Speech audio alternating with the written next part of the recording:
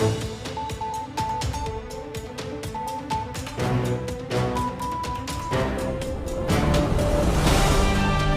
अवंतीबाई महारानी अवंतीबाई गुलाब सिंह लोधी गुलाब सिंह लोधी। पहले हम मिलवाने वाले हैं अनिल जी से, जो कि लोधी समाज का प्रतिनिधि हैं और दिल्ली प्रदेश अध्यक्ष भी हैं। नमस्कार साथियों, जैसे कि मैं आज बताना चाहता हूं, हमारे लिए बहुत परम का दिन है 16 अगस्त। आज हमारे महारानी अवंतीबाई का जन्मदिन है, पूरा देश मना रहा है, जिसके लिए मैं थोड़ा उनके बारे में बता देता हूं। महारानी अवंतीबाई लोधी 16 अगस्त 1871 ईस्वी में मनोखेड़ा सिवानी MP में थीं और 20 मार्च को 1858 ईस्वी को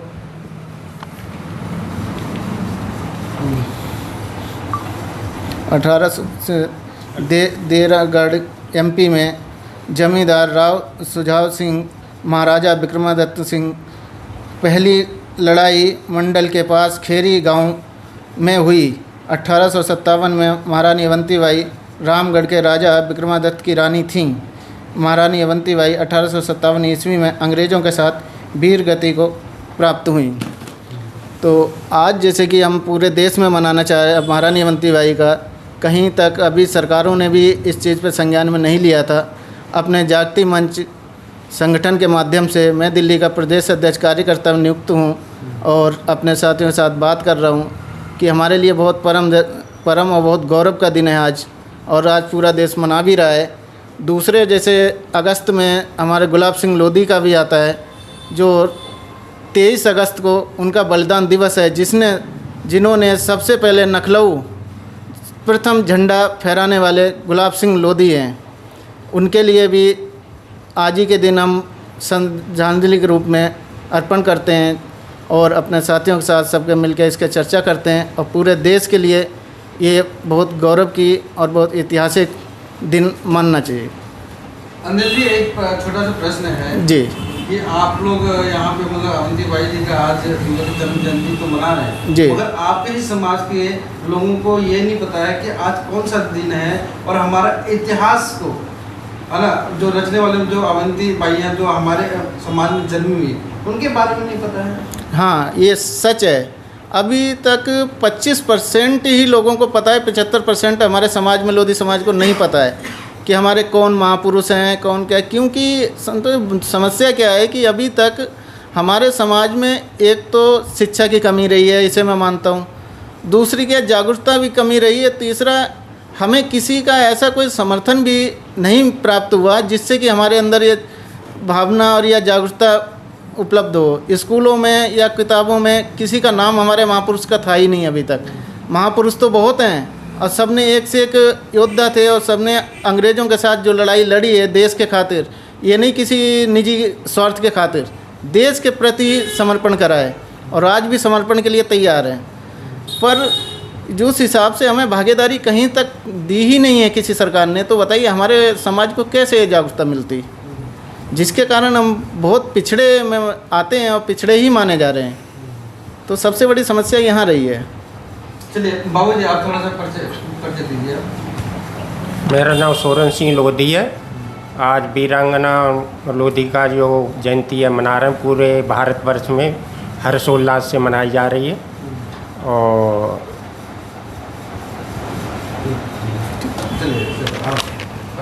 परिचय, मैं मनोज लोधी, और महारानी अवंतीबाई का आज 193वां जन्मदिन है। मतलब हर्षोल्लास से मनाया जा रहा है सभी के बीच, मतलब, और पूरा समाज, पूरा देश मना रहा है इसको। ठीक है बाबू जी, थोड़ा सा मतलब के वीरांगना अवंतीबाई जी के बारे में बताएं, परिचय साहब। जी, मैं राजेंद्र सिंह लोधी हूँ और मैं वीरांगना अवंतीबाई का आज जन्मदिन है, आज पूरे भारतवर्ष में मनाया जा रहा है, और जिन लोगों को पता नहीं है वो भी मनाएं। और हमारी सब छोटे बड़े भाइयों से यही निवेदन है कि इसको थोड़ा सा वो जागृत करा जाए और सभी लोग मनाएं। चलिए मैं शिव सिंह लोधी। थोड़ा सा अच्छा, मैं शिव सिंह लोधी, महारानी अवंती की बाई महारानी लोधी वंश की महारानी है। इनका 193वां जन्मदिन मनाया जा रहा है। इन्होंने अंग्रेज़ों के ख़िलाफ़ बहुत लड़ाई लड़ी है। उनके लड़ते लड़ते ये वीर गति को गई थी। और हमारा समाज, हम चाहते कि हमारा समाज इनका ठीक से वो सम्मान करे और आगे बढ़ता चला जाए।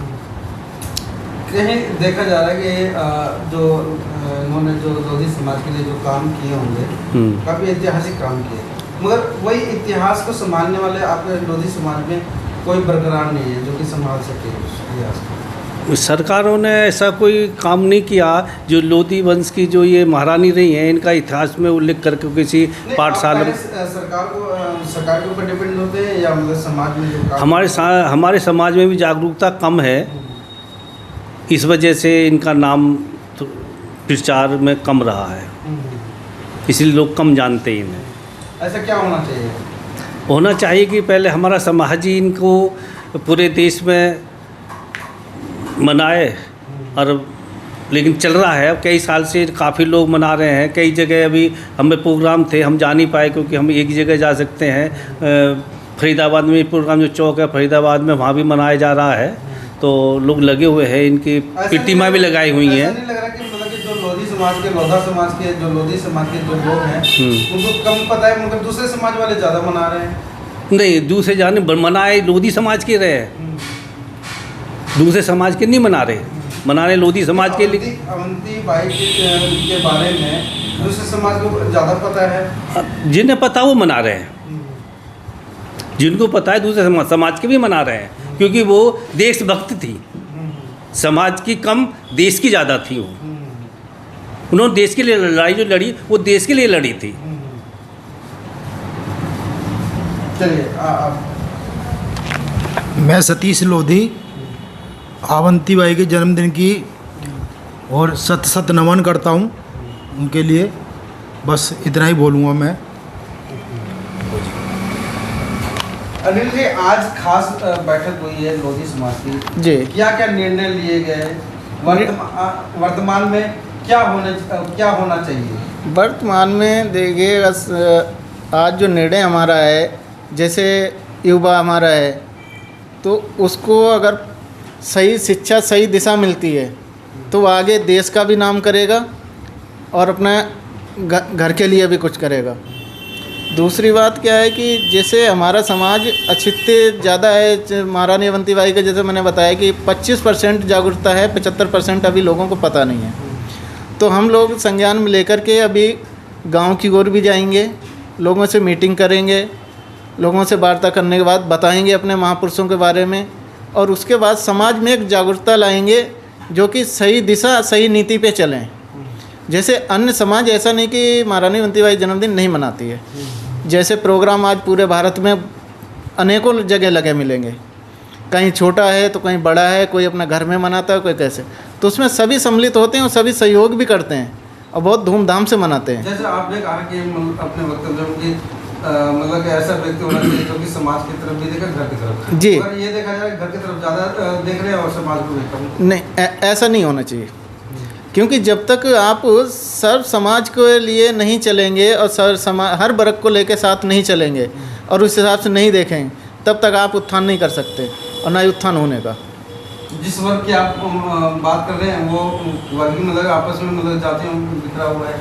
हाँ, कैसे कर लेंगे? ये जातियों में तो सरकारों ने बिखेरा है, ठीक है, मगर ये समाज, सर्व समाज को सोचना चाहिए कि हम लोगों के बीच में एक भाईचारा, एक प्रेम भाव आना चाहिए। ठीक है, ये जातवाद के चक्कर में ही सारा बंटवारा हुआ पड़ा, जिसके कारण हम अलग अलग बिखरे हुए हैं। नहीं, सरकार तो अब आई है ना, देश आजाद होने के बाद जो है ना, तो उस समय पहले भी मतलब जातियों में बिखरा नहीं, उससे पहले तो ऐसा कुछ नहीं इतना था जितना कि आज की डेट में चल रहा है। और मैं देखता हूँ उसमें हमारा लोधी समाज, देखिए, किसी वर्ग के साथ कहीं भी आपको अत्याचार या अहंकार या किसी मामले में नहीं मिलेगा, क्योंकि एक सामान्य वर्ग है और ये हर किसी के साथ ऐसे मिलजुल के रहता है, किसी को पता भी नहीं पड़ता है कि हैं कौन।